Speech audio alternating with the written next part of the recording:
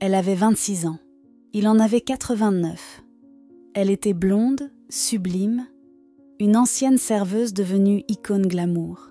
Lui était cloué à un fauteuil roulant, milliardaire du pétrole et figure respectée de l'industrie. Le jour de leur mariage, les rires étouffés fusaient dans la salle. Certains pensaient à une farce, d'autres à une tragédie déguisée. Une bimbo de Playboy épousant un vieil homme au bord de la mort. Mais pour elle, ce n'était pas un jeu. Avant de s'appeler Anna Nicole Smith, elle s'appelait Vicki Lynn Hogan. Née au fin fond du Texas, d'une mère adolescente abandonnée par son père, Vicki grandit entre pauvreté et violence. Elle n'a jamais connu le mot tendresse. Battue par son beau-père, ignorée par le monde, elle se forge une idée fixe. Un jour, elle s'en sortira. Un jour, elle sera aimée, admirée, regardée comme Marilyn Monroe. À 17 ans, elle est renvoyée de son lycée. Peu après, elle tombe enceinte et se marie à un jeune homme dépassé par les responsabilités. Très vite, elle se retrouve seule, avec un enfant dans les bras et aucune perspective d'avenir. Alors elle prend ce que la vie lui offre, un petit boulot dans un fast-food. Mais même cela ne suffit pas à nourrir son fils. Un jour, elle prend une décision radicale. Elle quitte sa ville pour Houston. Là-bas, elle devient stripteaseuse. Elle n'aime pas ça, mais l'argent est meilleur. Et avec cet argent, elle paie une opération qui changera sa vie, une augmentation mammaire. Elle rêve encore de devenir star, d'être vue, d'être désirée. Pas seulement pour son corps, mais pour ce qu'elle incarne. Et puis, un soir, un vieil homme en fauteuil roulant franchit la porte du club. Il s'appelle J. Howard Marshall. Ancien professeur de droit, magnat du pétrole, figure du pouvoir. Il a 80 ans, et il tombe immédiatement sous le charme de la jeune blonde.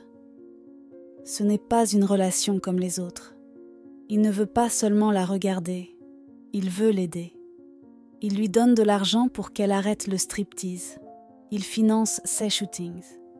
Il la couvre de bijoux, de voitures, de promesses. Pour la première fois de sa vie, Vicki sent qu'elle compte, qu'un homme veut son bien, qu'elle est précieuse. Elle change de nom. Elle devient Anna Nicole Smith. Rapidement, sa carrière explose. Elle devient la nouvelle égérie de Playboy. Des panneaux publicitaires à son effigie s'affichent dans tout le pays. Elle devient un fantasme national. Mais derrière les projecteurs, il y a toujours lui. Le vieux milliardaire qui continue à la soutenir, à l'aimer, à la traiter comme une reine. Un jour, il lui demande sa main. Elle hésite, puis dit oui. Leur mariage a lieu en 1994. Elle, radieuse dans sa robe blanche. Lui, incapable de se tenir debout, conduit à l'hôtel dans un fauteuil. 13 mois plus tard, il meurt. Et c'est là que le rêve devient cauchemar. Lorsque J. Howard Marshall meurt, Anna croit encore en un avenir paisible. Elle pense que l'homme qui l'a tant aimée l'a protégée, qu'il a veillé sur elle jusqu'au bout. Mais à l'ouverture du testament, le choc est brutal. Son nom n'y figure pas. Pas une ligne, pas un mot, pas même un adieu. Elle affirme que Marshall lui avait promis la moitié de sa fortune, qu'il voulait la récompenser pour sa loyauté, pour l'amour même platonique qu'ils avaient partagé. Mais ses héritiers, eux, la voient autrement. Pour eux, elle n'est qu'une intrigante, une profiteuse, une parvenue venue voler leur héritage. Alors elle décide de se battre.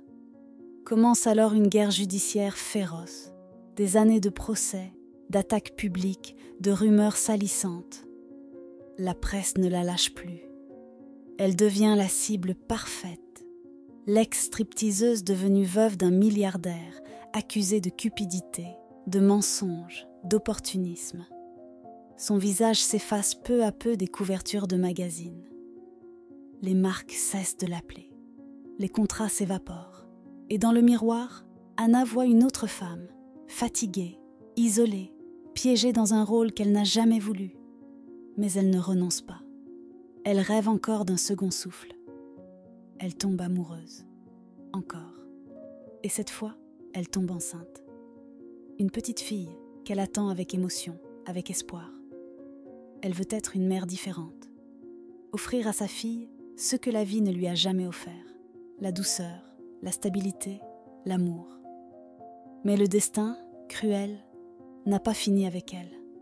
Quelques jours après la naissance de sa fille, son fils aîné, Daniel 20 ans, fruit de son premier mariage, vient lui rendre visite à la maternité. Il s'assoit sur le lit, la regarde, il est fier d'elle, puis il s'effondre. Une overdose, mort instantanée, dans la chambre, à côté d'elle. Anna s'écroule, une partie de son âme meurt ce jour-là. Elle sombre, dans le chagrin, dans les médicaments, dans le silence. 5 mois plus tard, elle meurt à son tour, seule, dans une chambre d'hôtel. Elle n'avait que 39 ans. Lorsqu'Anna Nicole Smith meurt en février 2007, le monde se divise. Certains la pleurent, d'autres la jugent, mais tous s'accordent sur une chose. Sa vie a été un miroir brisé, où chaque éclat portait une blessure. Sa fille, à peine âgée de quelques mois, devient l'objet de toutes les convoitises.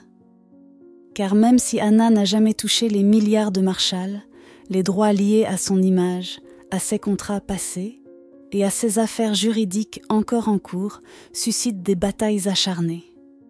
Des hommes apparaissent, affirmant être le père de l'enfant. Des tests ADN sont exigés. Des avocats s'en mêlent. Tout cela alors que le corps d'Anna repose à peine sous terre. Mais au-delà des scandales, une vérité persiste. Cette femme, que beaucoup ont réduit à ses formes ou à ses choix, était bien plus que ceux que l'on en disait.